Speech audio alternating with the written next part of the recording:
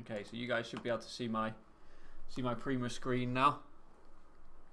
And what we're going to cover is around the sales orders and quotes. So in the first instance, we're going to go around creating the quotes and the orders, and then we're going to go back to I suppose just having a brief look around the lookups themselves. So we'll start around creating the orders and quotes. A couple of ways you can do it. You can do it through either the modules on the left hand side, so SOP, orders,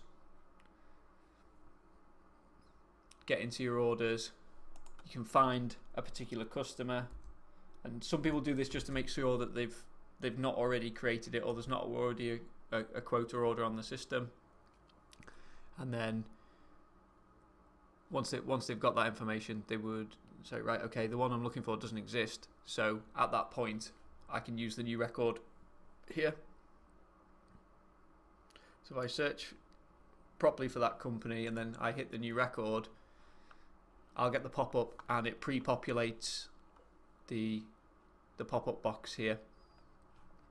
And within there, I've got my location data, my customer's PO number, and my contact. Okay, so as an example, you can do that from the lookup, and that's within the sales orders and within the quotes as well. So for the people who used Prima previously, that was certainly how they would go into the orders and quotes.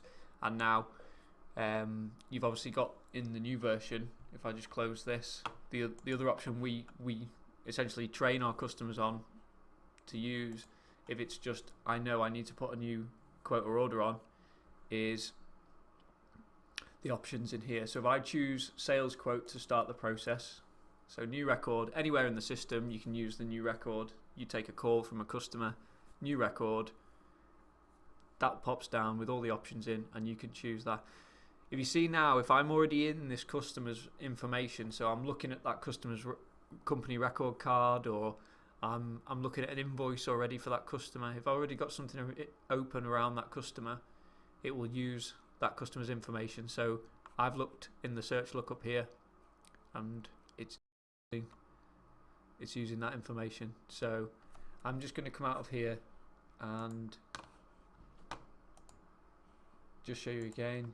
Use a quote, choose a quote. I want to do a quote for this customer, and you've got the same options, like I say, with a sales order and a quote. So you've got location detail, contact detail, PO reference, and then you've got your quote type. So we won't go through the advanced quotes today, because it's probably just a session in itself for those of you selling kind of templated products and furniture through Prima. But just for your benefit, in here you've got the option to create both a standard quote for your kind of business supplies, and then what we would call the advanced quote, whereby you can essentially put templated products on there with extra long descriptions, group it by locations. You can put finish options on the products as well. So it for those customers who sell, I suppose, furniture is a really good example. Then you can use the templated products for advanced quotes. So I'm just going to do a standard quote today. If I create,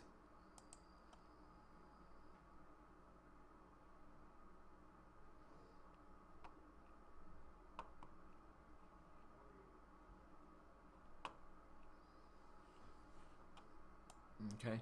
So whether I did it through the lookup option here, I've done it through here, you end up at the same place. You've got your quote record. Okay. So just go through some of the information on the quote record. Some of it will be more relevant to each customer depending on how their customer is set up. So as an example, PO reference. you can set the system whether a PO reference is mandatory or not through the admin. A lot of our customers would use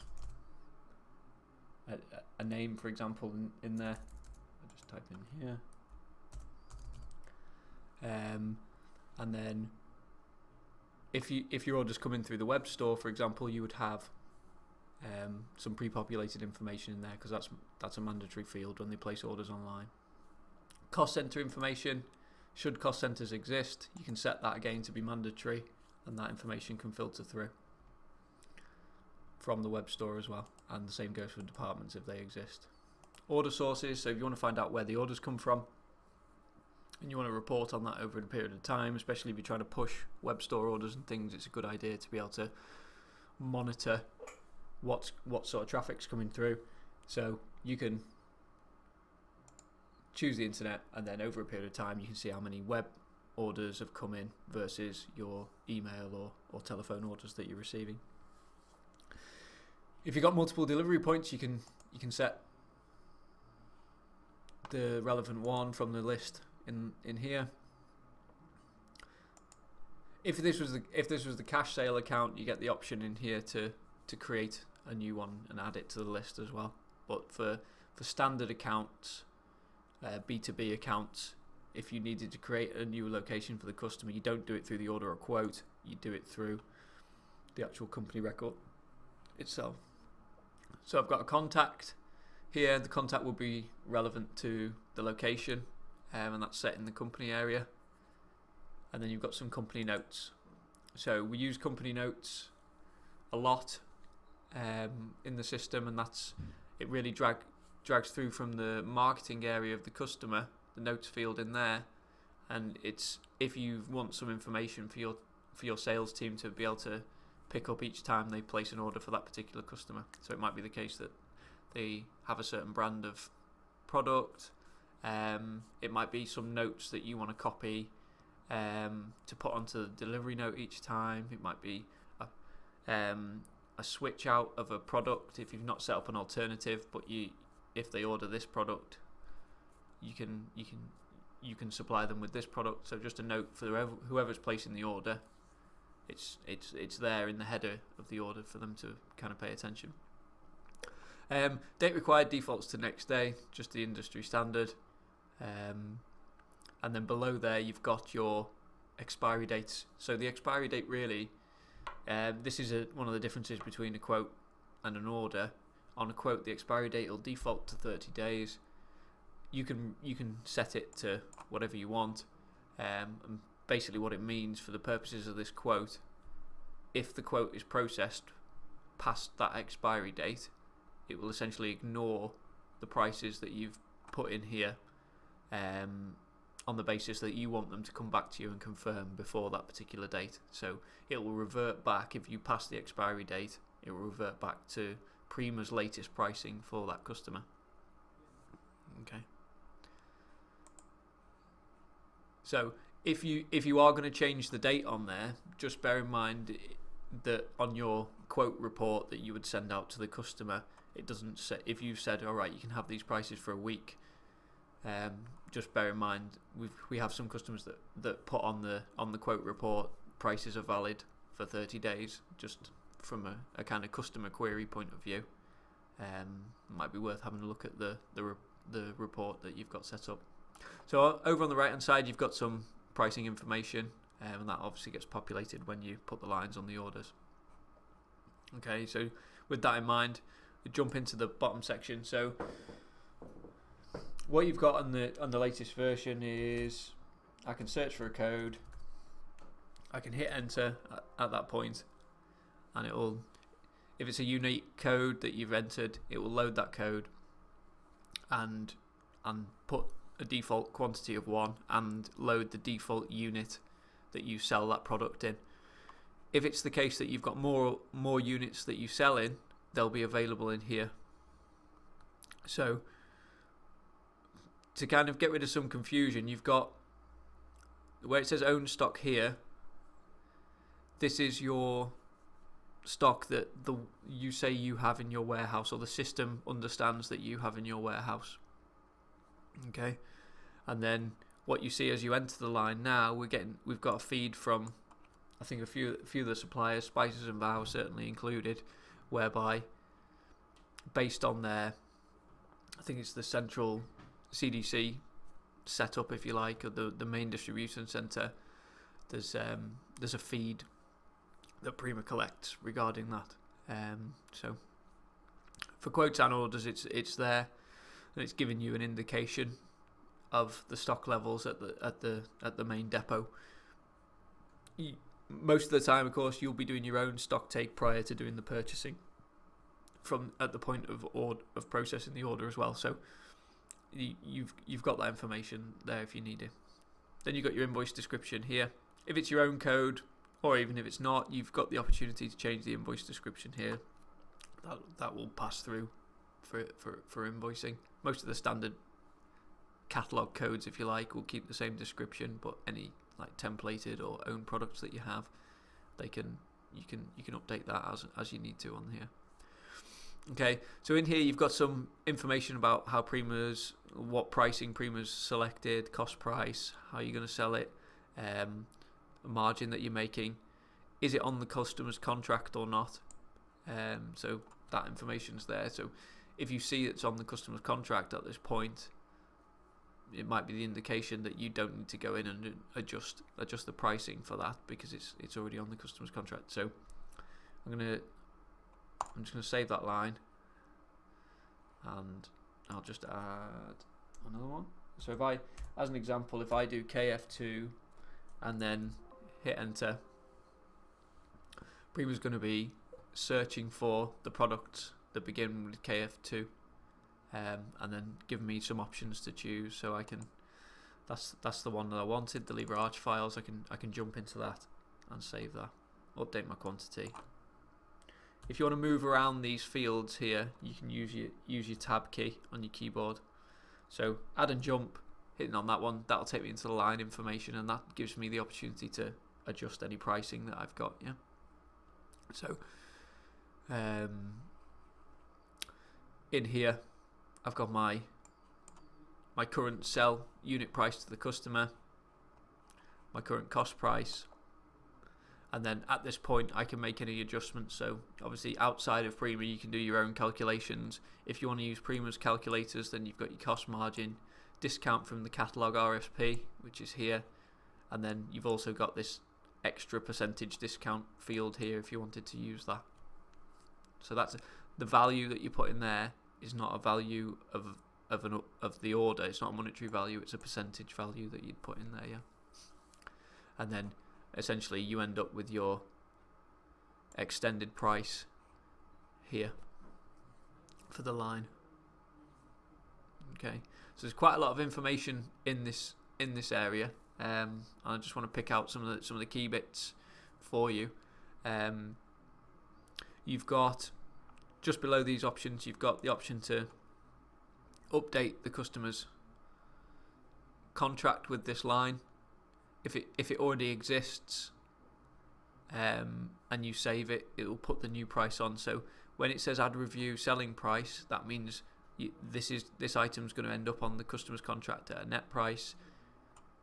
If you do add review margin, it's going to end up, this one line only is going to end up as a margin based line on the contract. Okay. You've got obviously over on the right hand side product images, that's pulled from the latest data that you've subscribed to. We've said just on that, we've sent out some communication to the customers around subscription levels. So whoever it was relevant for, that information's been sent to. Just down below, you've got source of selling price. So really important part of Prima and understanding how Prima works is to do with the pricing. So the source of pricing here will tell you, source of selling price will tell you how Prima's arrived at a particular price for a product. So you'll see in here things like contract price, product pricing bands, product pricing, mailer price if you use mailers. So if you're unsure of where Prima's arrived at the price, use this area here to establish it. what you'll have as well is the cost price here. Now what it'll do is you have, if you've got it set, you'd have a preferred supplier, and generally it would pull through, unless you use cheapest cost, it would pull through your preferred supplier's cost into here as the indicator. So regardless of the selling price here, to kind of avoid any confusion of where the cost price is coming from, it's based on your setup. So you have different options in here. So if I flick between the lines, so use the option, I can see here my customer contract price is this, the product record itself has got this price, and the last price I sold it out at was this price. So it's a really, really important tool to get your head around the pricing. Okay, you've also got the supplier cost prices area. So this is where can I buy it from and at what price, who's my preferred supplier, and you see they've got some lead times there, and we're also now displaying those stock values where applicable, and that's just whatever suppliers we can get the files from. Yeah. You've also got in here product alternatives. So this is an option if you want to switch out. Now the colours, some people switch the colours off. If you right click, you get the option to see what the colours are, and it's relating to the margin essentially on the order. If you change it, what's the margin looking like? Some customers set them all to black and white because they're not interested, but it might be a highlighting thing. If you do have the opportunity to switch out for another product, the system's basically highlighting to you where you can make a little bit more margin. So not a bad thing, I would say. Got information here around suppliers, so if you want to put this information through to the person who's responsible for the purchasing, you can define suppliers through the quotes and orders, and then that as it moves through to the purchasing area takes that information with it.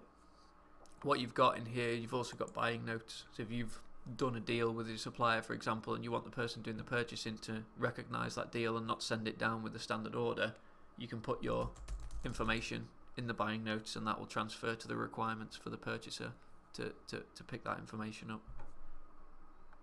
Okay. So there's quite a bit of information in here. If I just jump back to the line entry, I just wanted to touch in on those alternatives. If I go in, as I'm entering the line, if I hit enter, what you have here is the alternatives at this point as well. So you can see the margin you're making at this point, and then you've got the opportunity in the alternative items, the pop up here, and you've got the opportunity to switch out products at this point as well.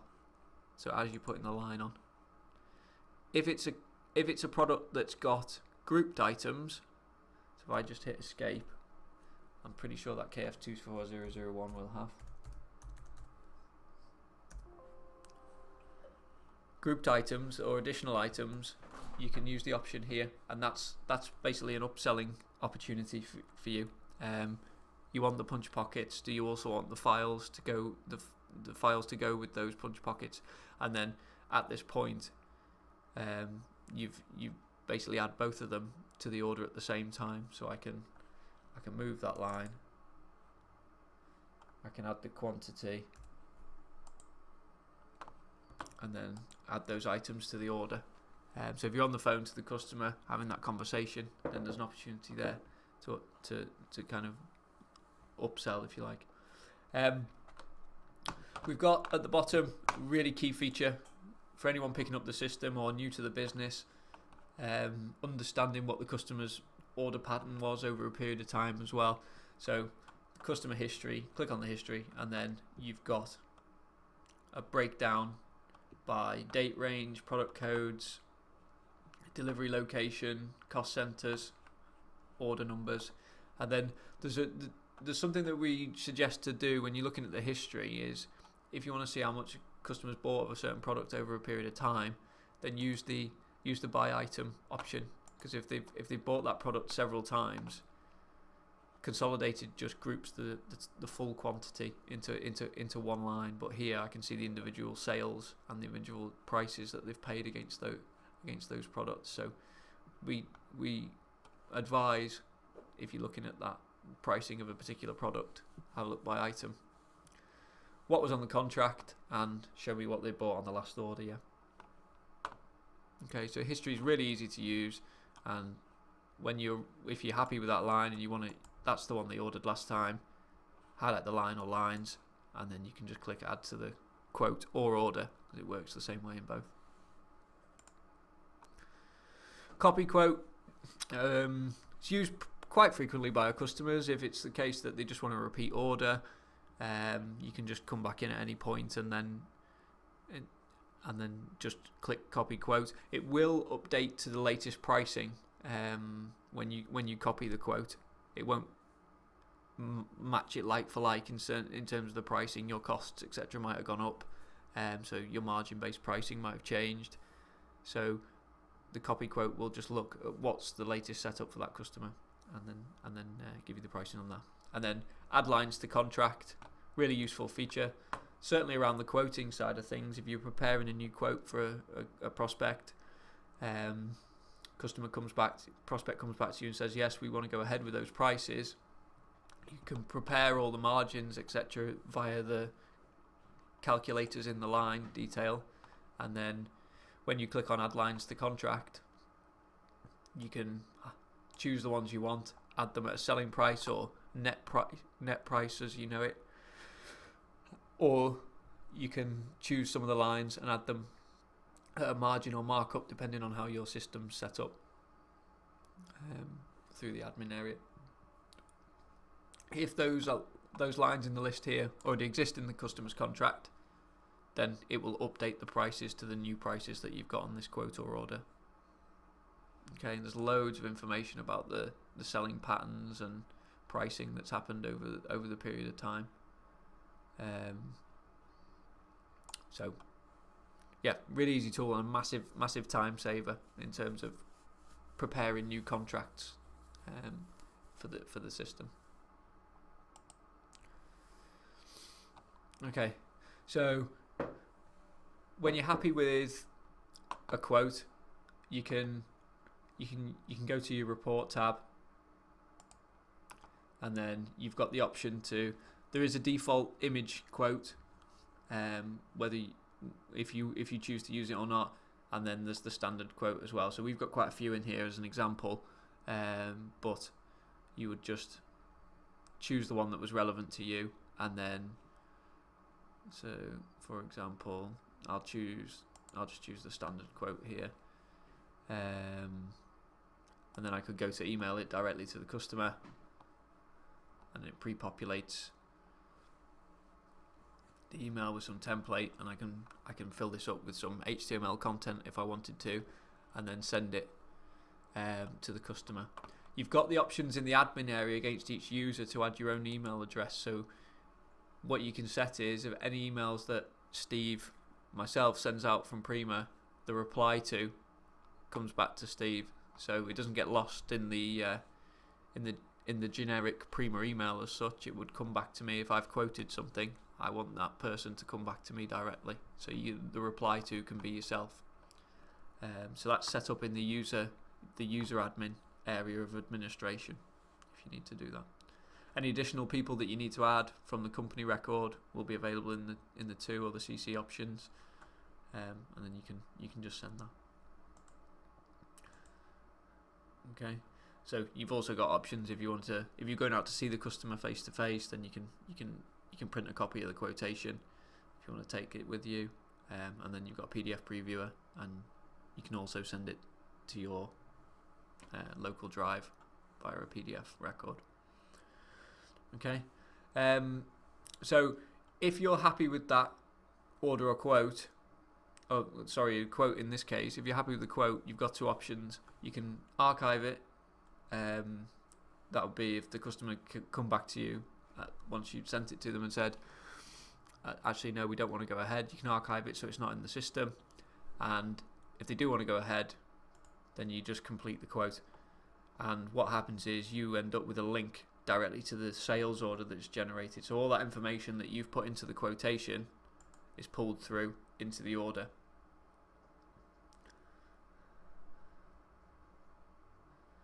So I'll call up this order, and just to show you alongside each other, the quote and the order are almost identical. So understanding what's involved in the quote is very much the process for knowing what's involved in the sales order. A few bits become more relevant, I guess, once you're in the sales order. So all the line detail, etc., will be pulled through from the quotation. Or if you generated the order straight away, then all the information is there. In the header detail of the order, Prima will pull through from whatever customer location you've chosen the relevant delivery method for that delivery location. Should you need to change it for the individual order, then you can switch it as you need to. Okay. If you need to add a delivery charge on there, if there's not one already, so I've got one where in this example, I'm absorbing a cost and not charging anything out to the customer because it's a free over order. Then that will be on there. If you don't have one set by default, you'll see the one that says no location charge, and then you can put a cost and sell out to the customer ad hoc in here as necessary. Yeah. Within the order, you've got your notes. So these notes are generally used if you want to pass something on to your delivery driver.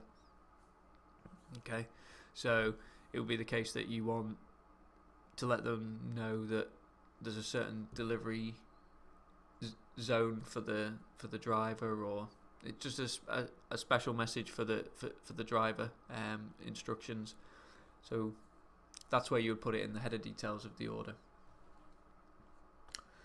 If you want payment up front, then you can use the invoice on authorization option. So as soon as you click that and then you authorize the order, it will be the case that Prima would generate an outstanding sales invoice, and then irrespective of you going through the purchase and dispatch process, Prima will be creating a invoice, and there'll be a link to it from the lines straight away, and you can give that to your customer. You may want to create some kind of pro forma type of invoice form and present that to the customer by the invoicing side. So yeah, again, that's used quite frequently by our customers.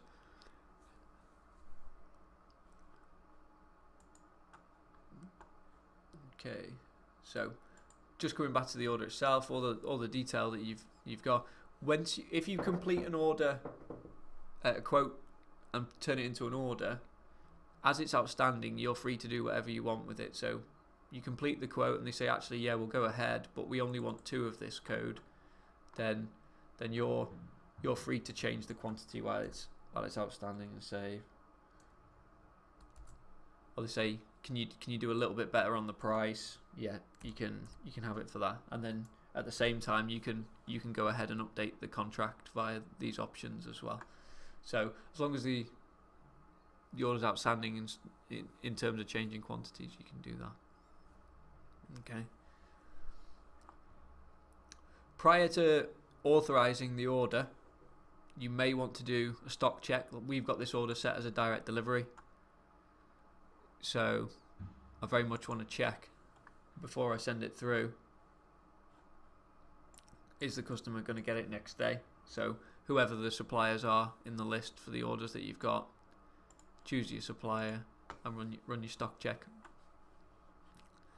and it will give you some information. Some of the files that we have, for example the VAR one that's stored there automatically, you've got the kind of main warehouse feed, if you like, and then if you do an actual as now live stock check, then the number that comes back for your kind of local depot, if you like, might be slightly different, but it's really there for it. as an indicator. Okay.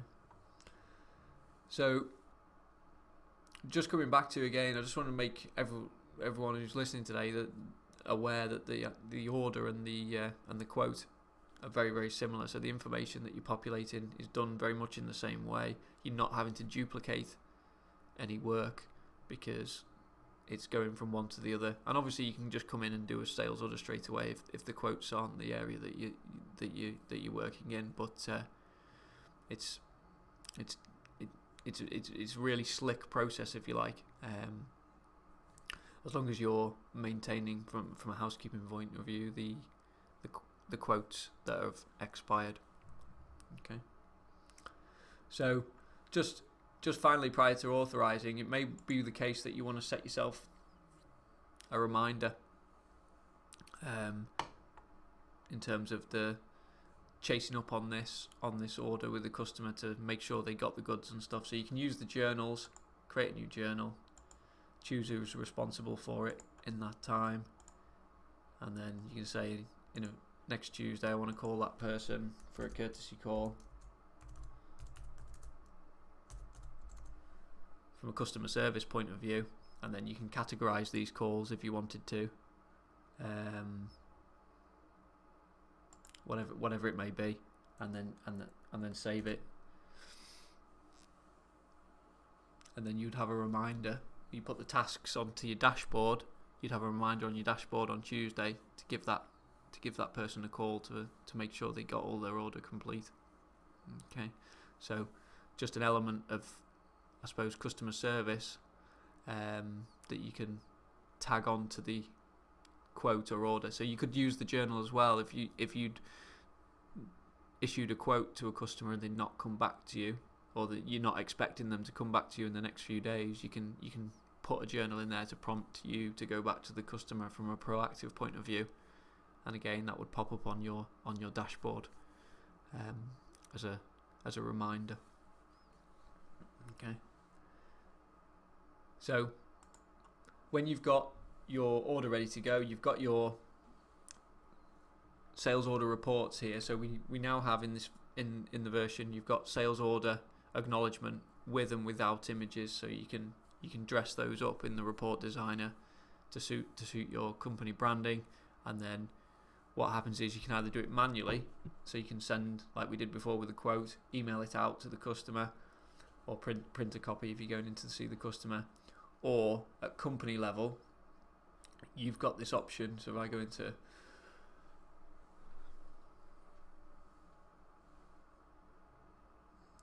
the customer record card, and then I go into my customer tab, I've got this option here for mail on authorization. So it might be the case that this particular customer says, can you send me an order acknowledgement each time you've processed one of my orders? And that's the option that you'd need to tick and save if you want that to happen. So what happens is, as soon as you click authorize on the order and that passes through, a box will pop up. You can type some text in to update the standard email template, and then that will go off to the customer. Please find attached your order acknowledgement, etc. Okay. And then finally, just the status is on here. So confirm is, you might have a new starter in the business and you want that person to just get used to using the order process. They can go ahead, put the lines on and get the order ready, and then they put it to a status of confirmed, and then they're happy with that order, for example, but it's not gone through the purchasing process. It's just, from that person's point of view, it's ready. It's ready to go. So it just needs to be checked by another member of the team, or parked until you want to do the purchasing process. And then you've got authorize. So authorize is we're ready to go. So depending on how you've got the system set up, you can do the standard processing where it goes through to your requirements area for purchasing, or you can use the back-to-back function, or as now we've got the kind of auto authorizing facilities in there as well. So whatever it is, you're either triggering it automatically or you're pressing it manually. So just on the authorize here as a final thing, you've got credit agreements in the, or credit limits, sorry, in the customer area of the company record card, and based on the customer's credit limits, that message will appear or not, depending on the limits that you've set, and you can determine whether you want to proceed with it or cancel. And then this particular system that we've got here is set up as the back-to-back process. So this, essentially, for those of you who don't use it, is any customers that want to do the purchasing from the sales orders. You can basically make that happen with the back-to-back. So you don't go down the requirements route and do the, I suppose, the traditional purchasing. You have one PO per sales order, or perhaps two POs if you split in, but it's generally where you're using less suppliers and you're going to be just sending the stuff directly to the supplier for them to deliver direct for you guys. So that's the back-to-back option, and that's a switch on in the admin. And if you want to use that, we can set up a session around showing you how to do that. But I really want to stick to the sales side. So that's as far as we're going to go on the sales side today. And hopefully I've been through a lot of the bits that are kind of important to use in the order itself. And I'm sure you guys I'll have some questions for the team. So that's me done for today, and if you've got any questions, you can speak with Ollie. He's on the live chat waiting to hear from you. So thanks for your time today, and I'll see you next week.